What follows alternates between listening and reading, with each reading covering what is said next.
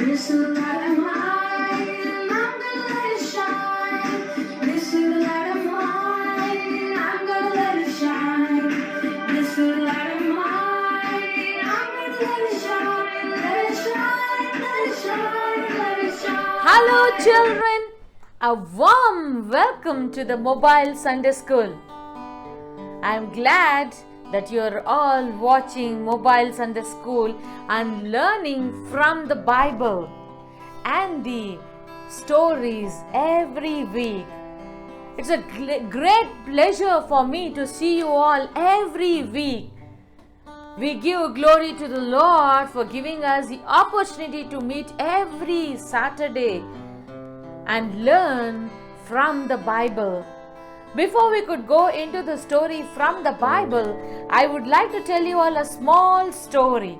I want you all to like, share and subscribe this Mobile Sunday School so that others are blessed watching this. Dear children, last week's story many gave comments that it was a good one and it helped us grow in the Lord. Today we'll continue with the small story. There lived a mother and a son by name Benny. Mother brought this child in a godly way. She used to take him to Sunday school every Sunday, and not only that, she used to ask him to read the Bible every day and pray. For Benny, he felt that mom is asking me to do it because it's just a custom that we are supposed to do.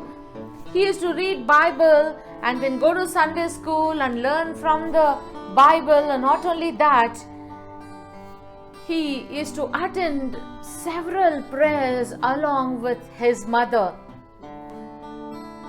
His mother taught him the values from the Bible and how we are supposed to be good and what is good and bad to him. And then he studied, he went on till 10th standard, and after that he got a privilege to study in other city where the education was totally free for him.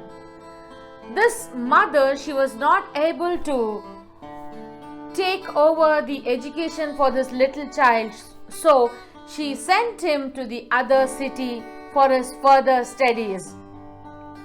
After he went to that place, he got involved with all of his friends and he totally forgot to read the Bible and pray and go to church. He got involved with them so much. He went to them with them for the picnics and for playing, and he didn't even have time to think over to sit and read the Bible.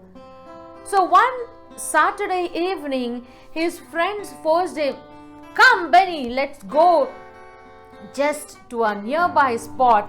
We'll spend one night over there and come." They forced him and Benny went with his friends. Early morning on Sunday when he woke up, there he remembered that what he was doing was wrong. His friends were involved in different kinds of activities which he was not liking, and then he realized what he was doing was wrong and he wanted to go to church that morning. And he wanted to read the Bible, but he didn't carry Bible with him to that picnic spot. He was in great pain. He remembered how his mother brought him up in a godly way, and totally he went off those values and he spent his time with his friends. Then all of a sudden he could hear a church bell. Then quickly he got up, dressed himself, and he started running to go to that church.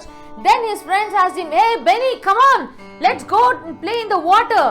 Then he said, "No way, I am not going to come with you all. You stay here, I will go." He ran to the church and he spent his time in the church and he regretted for what he did. He asked forgiveness with God and he said, "God, what I have done is wrong. I know my heart only looks out for you, your word. Help me that I will walk in your ways." He prayed that prayer and he felt good. And not only that, he told his mother what he had done. Dear children, parents always pray for us and help us to grow in the Lord. I encourage dear parents, take your children to the Sunday school. Give them the morals from the Bible. Teach them the Word of God. That will help them to grow in their future. Let's look to God in prayer. Loving Heavenly Father, we thank you, Lord. We praise you. What a mother Benny had, Lord. She always wanted him to pray, read the Bible, and take him to church. Help us as parents that we will walk according to your will and your ways, Lord. Give us wisdom and knowledge that we would bring our children in your way. Pray for all the dear children. Help them, Lord, that they will spend their time reading the Bible and praying and looking up unto you, Lord. There is nothing that we could do in this world but only you, Lord. Help us that we will draw closer and closer to you. We commit our lives into your hands. In Jesus' mighty name I pray. Amen. Jesus and his disciples left the region of Galilee and went to the foreign region of Syrian Phoenicia near Tyre. Jesus entered a house and did not want anyone to know he was there. However, he could not keep his presence a secret. A woman whose little daughter was possessed by an impure spirit came and fell at his feet. She begged Jesus to drive the demon out of her daughter. The woman was a Greek born in Syrian Phoenicia, and therefore someone the Jews despised as a Gentile. Her daughter was not with her but back at her home. Jesus told her, "First I should help my own family, that is, the Jews. It isn't right to take the children's food and throw it to the dogs." The woman thought carefully. "That's true, sir," she replied. "But even the puppies under the table are given some scraps from the children's plates." "Good," said Jesus. "You have answered well, so well that I have healed your little girl. Go on to your home, for the demon has left her." The woman went home immediately. She found her little girl lying quietly in bed, and the demon was gone. So, what do we learn here from the story, dear children? Our parents always think about us. They want that we should grow in the Lord and get closer to God. Let us look to God in prayer. Heavenly Father, may our children fear you.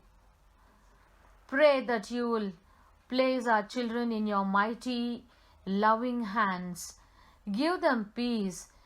Help them to decide what is good and what is bad.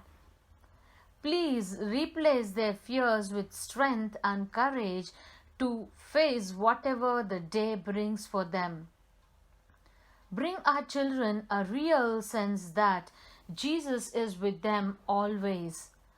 No matter what they go through, God will definitely help them.